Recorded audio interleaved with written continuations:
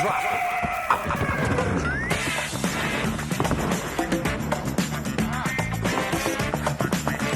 Miracle.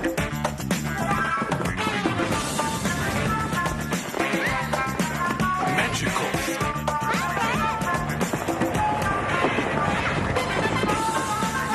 Sonical.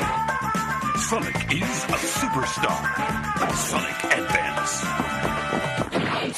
Welcome back to Retro Rebound. In today's video, we are going back to a plethora of Sonic Advance games. You know, every time I feel like I've seen it all with Sonic, I see a massive tier list online and realize there is so much of this series I have yet to experience. Now, over on Retro Rewind, we're going to be talking about Knuckles, doing our Season 1 review as we prepare our bodies for Sonic the Hedgehog 3, where my boy Shadow's finally going to come outside. We're going to have that Shadow hype back again like it's the early 2000s. You're a beta male, Sonic. I cannot wait. But nonetheless, since we're going to be talking about Knuckles, I thought now's a great time to play a Sonic game. And I was looking through my list of what ones have I missed, and I thought it would be a really fun idea to go through all of the Game Boy Advance Sonic games. So we're going to be talking about Sonic Advance 1, 2, 3, and Sonic Battle in chronological order. So let's not delay any further. If you're into nostalgic, retrospective content, you're in the right place. Consider subscribing. Alex Castellanos has the first write-in. You could write in over on patreon.com/retrorevive, and he's hyping this thing up. He's remembering his high school lunch, his college days, and how he thinks that Sonic Advance is super overlooked. I happen to agree. I've been hounded by Sonic fans throughout the years as I gradually went on my Sonic pilgrimage. Play Adventure, play Heroes, play Colors, play all these different games. No one ever was hitting me up saying playing Sonic Advance would actually be worth it, and I'm kind of surprised because as someone who is not a big 2D Sonic appreciator, until I got to admit I played Sonic Superstars, I went, oh, I kind of get it now. This was another game that kind of got me into 2D Sonic. So let's begin with Sonic Advance 1, right? This is the framework, this is where it all began, and I'm glad to say it still plays well to this day. I will get into ones that I think play better, but I think Sonic Advance 1 feels pretty good. The novelty of this one, you have to bring yourself back to a period in time where the idea of taking these Genesis-style games on the go was extremely exciting. Remember, when Sonic first came around, the way that he was blurring through the screen, going so fast, no one had seen anything quite like that. So to go from that being this big console hit to now the Game Boy Advance being so, well, pardon the pun, advanced that it was able to accomplish these sorts of things was really exciting for the Sonic fan base. You start off the game and it's the classic stuff, right? Sonic, Knuckles, Tails, Amy, of course with the Knuckles TV show, we gotta play around with Knuckles, right? And so as you'd expect, each of the members of the Sonic cast play a little bit different, get around the level a little bit different. You know, Knuckles can go ahead and climb up walls, Tails can fly, you know how it goes. It also establishes that very familiar two-act structure. The first act, you're kind of platforming through things. The second act concludes with a massive boss fight. There's around 7 zones in the game, and then you're done and you replay it with someone else. My personal favorite zone was the Icy Mountain Zone. Number one, this place was like a nightmare because water in 2D Sonic games is my kryptonite. I found that out in Sonic Mania. I found out again in Sonic Superstars, and I'm finding out here. If you put me in water in a 2D Sonic game, I'm gonna look like I just picked up a controller for the first time, or a Game Boy Advance for the first time. But I will say the music here is so good. Something about snow areas, like Sonic Unleashed has a really good, I think it's Halauska, an amazing track there. There's a great track here in Sonic Advance. So I just love these snow areas. It's a great vibe. And ultimately, it tested my skills big time. There's also the tiny Chow Garden in Sonic Advance 1. There is a compatibility between Sonic Advance 1 and 2 and Sonic Adventure DX and Sonic Adventure 2 Battle. You're actually able to bring chows back and forth, animals and eggs back and forth, and kind of share. There's like this ecosystem, there's this cohesion there, like these were companions, and we'll actually explore that a bit more with Sonic Advance 2, where you'll even hear like Brian Drummond as Sonic again. Like they bring back all these voice actors, even though their lines are really brief, because you know how, you know, voice acting sounded on the Game Boy Advance. But point being is they managed to accomplish some things here that made it worth double dipping on. Kind of like how Pokemon Stadium and the older Pokemon games were worth picking up together, because you could level them up and then transfer them in to Pokemon Stadium and fight with them there and then transfer them back. It has that same sort of handshake here in Sonic Advance. So it's really cool. But what I really want to talk about is Sonic Advance 2. We have a write-in from Sean Mason, who had played Sonic Advance 1 and is wondering if Sonic Advance 2 is worth the time. Now, I am not going to come from the expert angle, like I've played all the 2D Sonic games and I know what's the best of the best, but I will say that Sonic Advance 2 is 100% one of the best 2D Sonic games I have ever played. I love this game. Starting off, you play as Sonic and you can feel the speed in this game. You know what I never was able to wrap my mind around? It was around the time I was just born, but I didn't have a Sega Genesis growing up. My first real home console was a Nintendo 64. I had the Game Boy Color, but I just missed things like the Sega Genesis. So whenever people talk about, as I mentioned earlier with the Sega Genesis games, oh wow, Sonic moves so fast, I can't believe it, it's blowing my mind. For me personally, I never understood that. When I look at it, I go, okay, cool, he's moving left to right really fast. What's so impressive about it?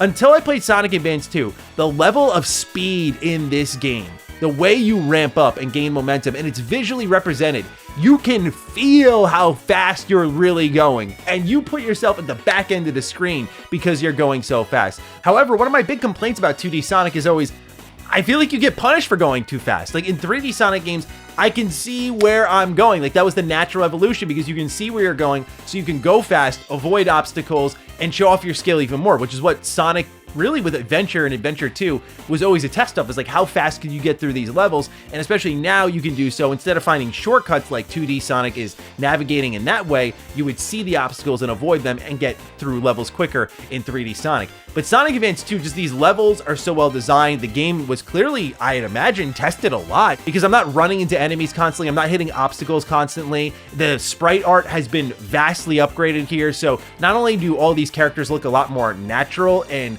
like what you would see on the big screen in Adventure or Heroes around that time, but also what you're going to see is different moves you can do. Wall running, going through the tunnel, all the twirls, those little animations have now been added, and it gives that more traditional Sonic feel, but in the 2D scene. So it's phenomenal on that front. This is the introduction of Cream the Rabbit. There's more of a story in Sonic Advance 2. You'll actually have cutscenes, for example, but basically Eggman is turning animals into robots and you need to go ahead and stop him. There are really unique stages in this game. My favorite one was Music Plant. I just thought this is like, Sonic is such a cool universe for this reason, right? This is why people like Sonic, because you get wild stages like this, where you're going through and hitting piano keys and they're making noises that kind of go along with the song. Like, it's such a brilliant idea. And I don't know if they've brought Music Plant forward in any other Sonic games, but to me, this was brand new. But there's dozens of Sonic games I have yet to play, especially in the 2D field, so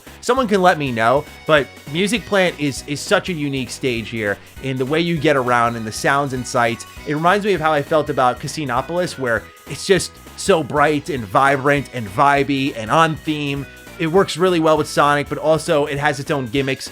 So I love gimmicky levels in Sonic. This really was the standout to me. You also see things like grinding, which made me think of Sonic Adventure 2. I don't know when grinding was actually truly introduced in Sonic, but I always think Sonic Adventure 2, but you can like grind in this game. Again, a lot of it's about gaining momentum, and you really feel that, and then you see Sonic flashing, and that's when you're going at top speed. But this is also the beginning of the bottomless pits, where you're gonna go, jump, down you go, you're dead, game over, restart. Yeah, not the best feeling. However, Chows have gotten an upgrade at least, and now in the tiny Chow Garden, you can actually upgrade them to swim and fly, that sort of fun stuff, by spending time with them and petting them. There are mini games, just like in Sonic Advance 1, there are mini games that you can do with Chows in Sonic Advance 2.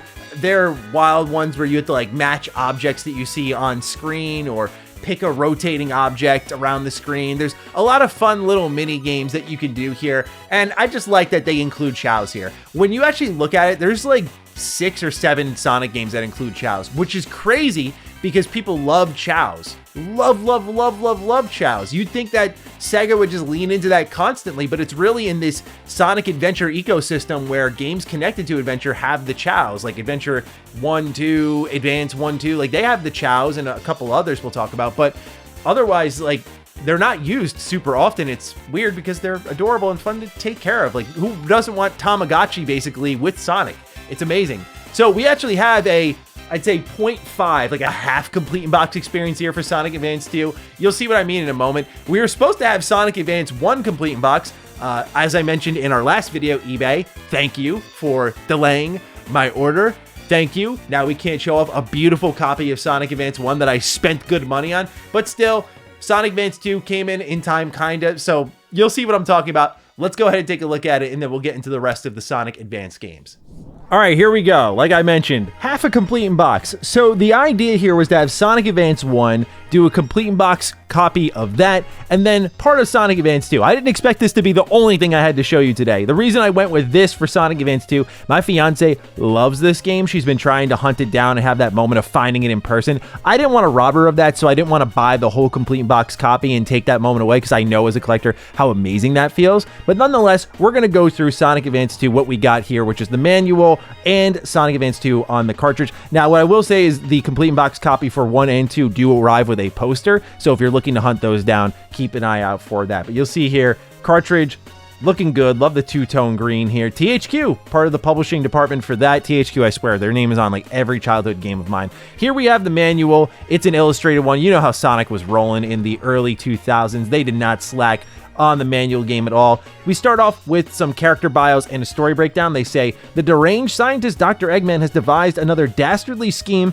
He's planning to build a Dr. Eggman empire by kidnapping the animals and turning them into robots. This time, he's also kidnapped Knuckles and Tails. Dr. Eggman, you fiend, I'm coming after you to rescue my pals. Off speeds Sonic on a new adventure to find his friends and stop the scientist's despicable plot. It's so funny to say despicable, but it's like every other Eggman scheme sounds like that. So nonetheless, here we have the character bios. Cream the rabbit introduced in this game. They say Cream is an adorable rabbit that takes her tiny chow, Cheese, I love that name, that's so funny, wherever she goes. She can act a little childish at times, but tries hard at everything she does and never forgets her manners. She can fly by flapping her ears like wings. Shout out to Cream the Rabbit. We have Knuckles, the star of the show here. Knuckles is Sonic's friend and rival. With his enormous strength and spiked fists, he packs a powerful punch and can climb walls easily. He is brave of heart and strong-willed, but can sometimes be a little bit gullible. Hey, I can relate to that. I'm extremely gullible. And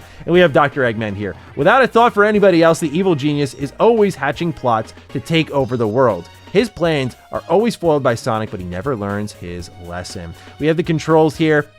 Surprisingly, a lot of actions you can do here. You can actually do tricks. You might actually see these tricks going on in the background during the demo that plays on the CRT for this video. But yeah, they have a ton of tricks here, which I thought was really cool. Reminds me a bit of Sonic Generations, my favorite 3D Sonic game. You have some other actions you can do here. Skid attack, super skid, homing attack. Which, yeah, you can do a homing attack in a 2D game. Like, it's awesome. Each character has their own little attacks here and actions. You have Chow attacks with Cream. You can see here that Knuckles has his punches. Amy has the hammer attack. She's very capable in this game. They walk you through all of the game modes here, single player, multiplayer. There's time attack, the tiny Chow Garden. Chow Garden is unlocked in this game after you beat Sonic Advance 2, so it's kind of there as like an endgame thing. They walk you through the structure that they would eventually leave behind in Sonic Advance 3, which I found kind of crazy. We'll talk about that in a little bit here. Some of the stuff you're going to see on the stage, classic Sonic stuff, rings, springs, launchers, special stages, that sort of fun stuff. They walk you through special items you're going to find here, invincibility, 1-ups, shield, ring magnets, all the stuff you're going to need to survive. You'll eventually be able to select bosses after you beat the game. I think it's with 3 characters or 2 characters, so that'll be an option for you. There's a versus mode in this game. There's a multi-game pack mode, single pack mode. Actually, this was the answer I was looking for here. You beat the game with 1 character, you get the Chow Garden, and I was right, 3 characters, and you unlock the boss levels in time attack mode. And then you unlock Amy after you beat the game a 4th time. Additionally, when Sonic has collected all 7 emeralds and all full characters have completed the final zone, the extra zone will be unlocked and can be selected from the select a zone screen. So yeah, this game was classic Sonic in that sense that it was the gift that just kept on giving. So replayable, the memory game. Awful at this one, might I add. I was so bad at it when I was testing it out. And on the back, they're promoting Monkey Ball Jr. So yeah, as you can see, we actually got a lot out of that complete box experience. That's why I'm a little upset we didn't get to show off Sonic Advance 1, but we'll find an opportunity later on in the channel. It's just good to have that manual to make sure that I know the controls, I know what the game's offering from top to bottom, because they always document it here in the manual. But still, a half complete box copy of Sonic Advance 2. Hope you enjoyed that. Next up, Sonic Advance 3, right? Sonic Battle comes out next. This is a little surprising spin-off, but it does continue the story of what was happening in Sonic Advance 2. So in Sonic Battle, this is a fighting game. And I remember seeing this and going, there's no way. There's no way this is going to work. There's no way this is going to feel good. A fighting game, anything with 3D kind of exploration in a Game Boy Advance game, that just sounds like terrible news to me.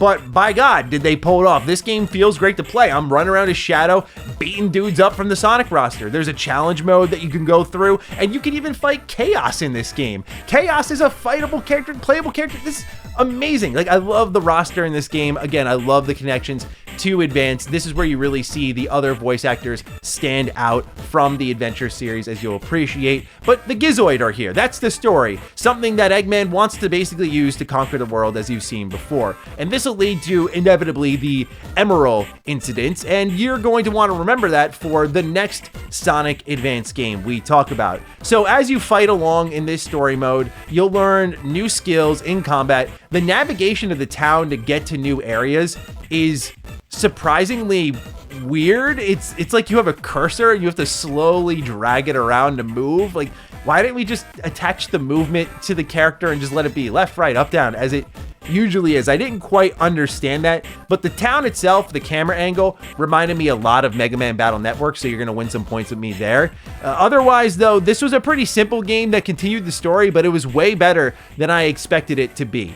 So now we move on to Sonic Advance 3. Following the incident we were just talking about in Sonic Battle, Eggman is using leftover data from said incident to now conquer 7 different pockets of reality.